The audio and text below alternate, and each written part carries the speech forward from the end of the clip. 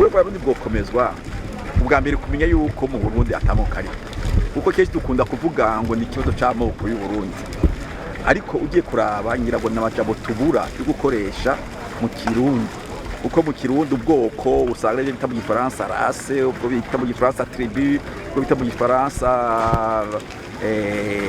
ethnie, ariko kandi nawo ufata mu Gifaransa yuko ari ethnie. None Abarundi, Abahutu, Abatutsi n'Abatwa nituvuga ururimi rumwe, dufite imigenzi imwe, byose ntibirico kimwe. Hari uraza kukubwira yuko Abatutsi bafise uburyo bwabo bwo kugira ubugeni, eka abaza kukubwira yuko Abatutsi bafise ubwo bwabo bwo kuza kugira gukeza umuvyeyi yavyaye, nico kimwe. Hari uraza kukubwira yuko iyo bagiye mu bugeni indirimbo baririmba Abatutsi bafise izabo, Abahutu bakagira izabo, haba namwe.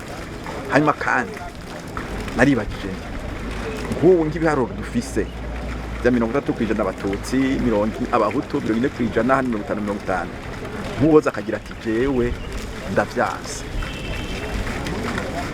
Ico twofatira ko kugira ngo tuvuge yuko atafise kuburenganzira n'iki, ikintu dufise mu Burundi twogira tuti ngiki cerekana ko umuntu ari Umututsi, cyangwa cerekana ko umuntu ari Umuhutu, ngiki mu mategeko y'igihugu no mu kugira Uburundi butunganijwe n'iki nta kiriho. No kuvuga yuko ubyanditse gutyo wapfa usanga mbere ari umutego witeze bikugora gushira mu buryo. Ubu rero ndibaza yuko ari ukuraba ibintu byose ushobora kuronkako ikivyerekana ko ari nk'ubu uvuze uti turaba abantu dufatiye kubo baturuka biroshe kuronka, dufatiye ku giti cyabo birotse kuronka, dufatiye ku byo bize biroshe kuronka, mugabo ku bwoko ntugire ngo biroroshe.